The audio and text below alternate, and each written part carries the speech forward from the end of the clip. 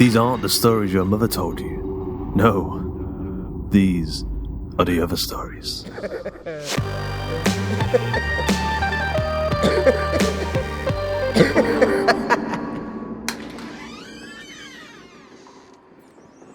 Hello, friends. Jimmy Horrors here from the Night's End podcast. Do you want a delicious story to keep you up at night?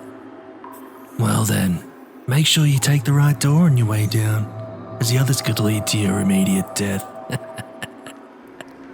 Just search the Night's End podcast on all major podcast platforms and be sure to bring a sacrifice for my things. Trust me, you don't want to see them cranky.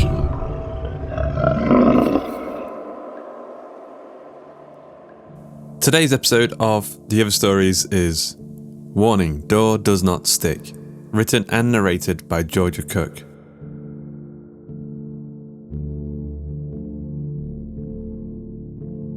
The words were written on a bright yellow post-it note, stuck to the door at eye height.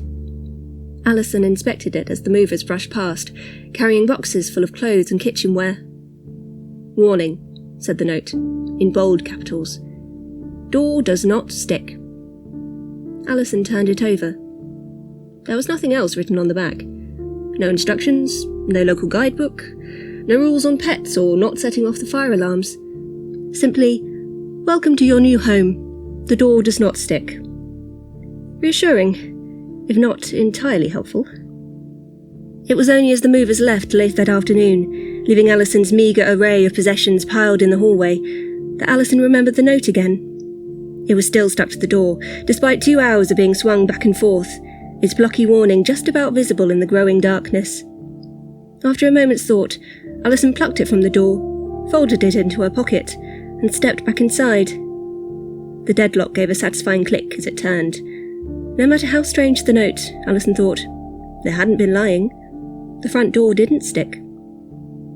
Later that night, struggling with 2 overstuffed bin bags from the kitchen boxes, Alison stumbled down the staircase in the dark, elbowed back the deadlock, and shouldered open the door, and was met with blinding sunlight.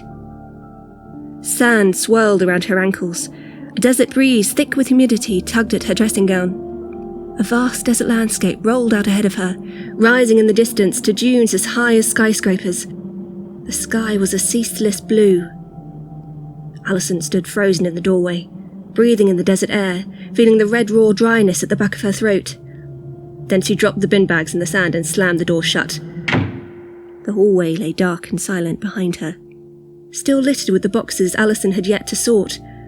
But the golden sunlight spilling between the cracks in the door were enough to stop her from trying the handle again.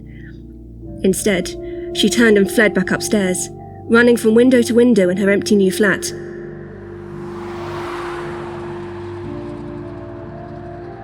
The street below bustled with cars and early evening commuters, slick with 8 p.m. drizzle and a suggestion of thunderclouds. No desert landscape, not a lick of warmth, and no sign of Alison's bin bags.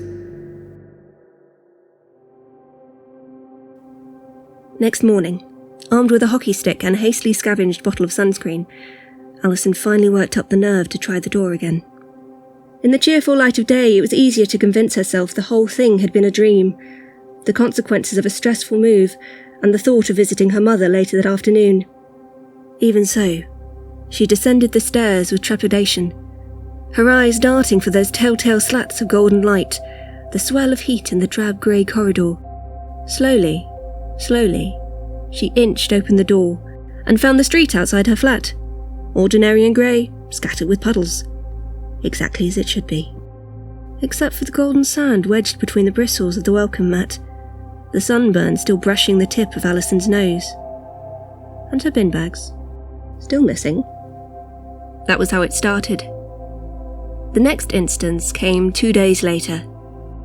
Alison had taken to gently nudging the door open with an umbrella whenever she went out, feeling faintly ridiculous, slowly convincing herself, as the sunburn and the shock faded, that it really had been some strange dream.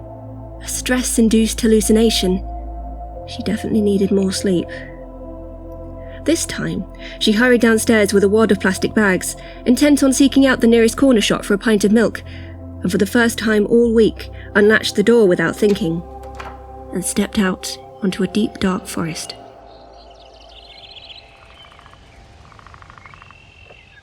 Angular black firs rose overhead, ringed in the distance with high, jagged mountains and a crown of rumbling storm clouds. A scattering of autumn leaves swept in over the welcome mat, joining the lingering remnants of desert sand. And as Alison breathed in the cool, crisp air, felt the sharp stab of frost against her skin, she finally had to concede that no dream had ever felt so real.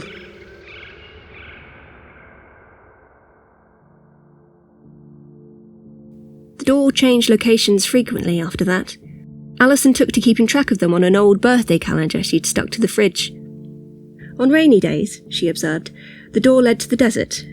On Thursday afternoons, from 3 p.m. to 5 p.m, it opened onto a great black abyss.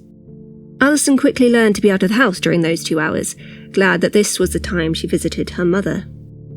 On the third Monday of every month, the door opened onto a floor of an abandoned roller rink.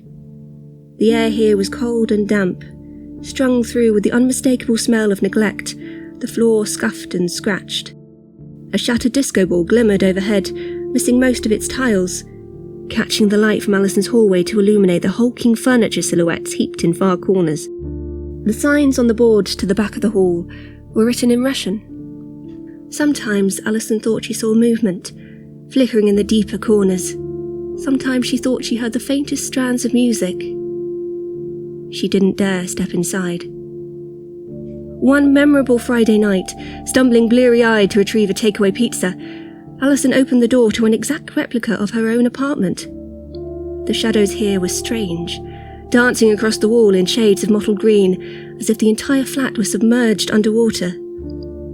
But there was Alison's carpet, there was her welcome mat, there were her coat hooks, complete with battered anorak, exactly the same as behind her. Alison took a wary step onto the new carpet, watching her emerald shadow stretch out ahead of her, until a round of footsteps scuttled overhead, and she hurried back to her own apartment. Sometimes she considered calling the landlord, but in all other ways the flat was perfect. The bills cheap, the rent reasonable, possibly a little too reasonable, now she thought about it, and walking distance from the hospice. Plus, Alison worked from home, and an antisocial social life meant she rarely left her apartment anyway these days. And she wasn't frightened of the door. Not really frightened. Although the places it revealed were often strange, they were also always empty. Alison found this oddly comforting, as if all the abandoned places in the world had been gathered up just for her. Tiny new realities of calm and quiet, detached from the grim solitude of her daily life.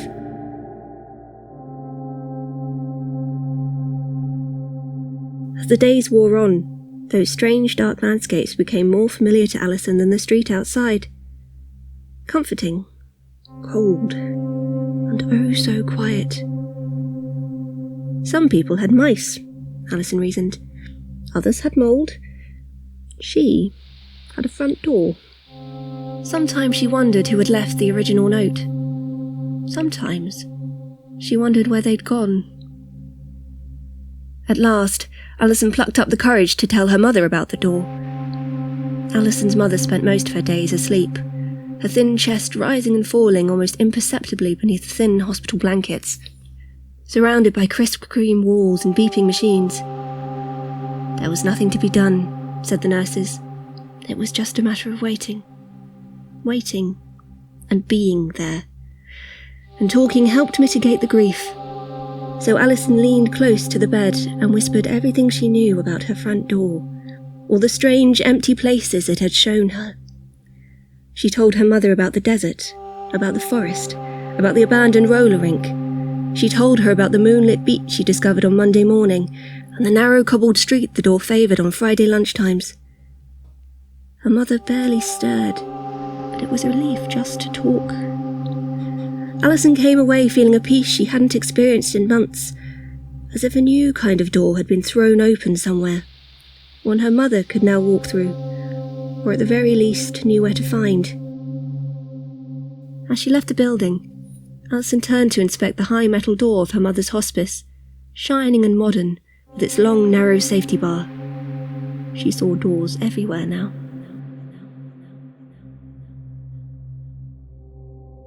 7 a.m. on Alison's final day in the flat. The door opened unexpectedly onto a bustling street of squat red council houses, a world several decades away from her wide London pavements. A lump formed in Alison's throat, joining the tight fist of grief. For the first time, the door had taken her somewhere she recognised. She remembered this street. She remembered this doorstep. She remembered the smell of asphalt, the clack-clack of the old iron gates, the rumble of traffic far off in the distance. If she turned now, she knew. She would find a door embossed with familiar brass 10, worn away by sun and tiny hands.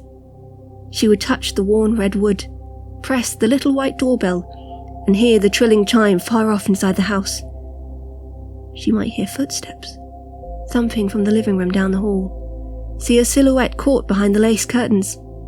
Her mother, a lifetime ago, her eyes bright with recognition and love.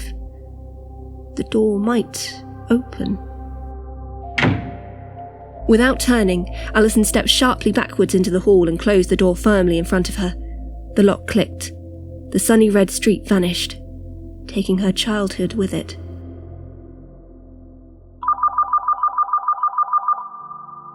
When the call came a few hours later, Alison was already waiting for it. She sat on her battered sofa, cradling the phone to her ear, and nodded numbly as the woman on the other end expressed her soft condolences, promising that Alison's mother had gone peacefully, that there had been no pain at the end. Alison didn't ask what time her mother had passed away. She already knew. She knew what the door had let her glimpse, the fleeting whispers of childhood memory. That was the day Alison learned that the door could be both cruel and kind. That was the day she decided to leave. Alison took her suitcase down from the wardrobe. She threw in underwear and sweaters, flip-flops and scarves, something suitable for every climate. Then she took a post-it note from the kitchen drawer, fished a pen from her purse, and wrote, "Warning, door does not stick," on it, in large block capitals. Then she stood at the top of the stairs, suitcase in hand, and paused. She knew what she wanted to say. She knew what she wanted to ask. Please, let me say goodbye. Please, show me a world where I can still... But instinctively, Alison knew that the door didn't work like that. It opened where it liked, and she could no more direct it than direct her own grief. She would go where it took her. Alison steeled herself. Then she descended the stairs and threw open the front door. A familiar drizzle spattered her face. The air smelt of moss and pine. A long woodland path trailed out past Alison's feet, leading from the door into a deep, dark forest. The sky overhead rumbled with thunder. Off in the distance, the dark silhouettes of mountains rose to meet the clouds. Alison breathed deeply, tasting the familiar tinge of ice in the air, the smell of loam and old leaves, the indistinct whispers between the trees. If she stepped forward now, she knew there would be no turning back. She would have to keep walking. Alison considered the definition of lost. How close it sounded to loss. Was that why the door had chosen her? Perhaps this was what it did. Found the lonely and isolated, and swallowed them whole. After all, Alison had no friends, no ties, no reason to stay. Perhaps she didn't care. God, she didn't care. Alison stuck the new post-it note to the door at eye height, a yellow bolt in a world of rustling green. Then she slipped on her coat, opened her umbrella, and stepped out into the rain. When the door clicked shut behind her, it didn't stick.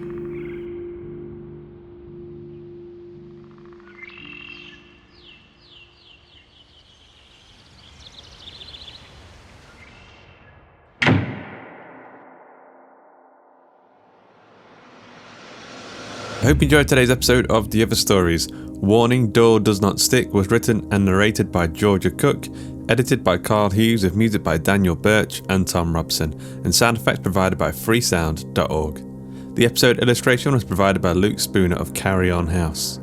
Georgia Cook is an illustrator and writer from London. She is the winner of the LISP 2020 Flash Fiction Prize and has been shortlisted for the Bridport Prize, Staunch Book Prize and Reflex Fiction Award, among others. She can be found on Twitter at Georgia Cooked and on her website at georgiacookwriter.com. Once again, today's episode has been sponsored by the Night's End podcast.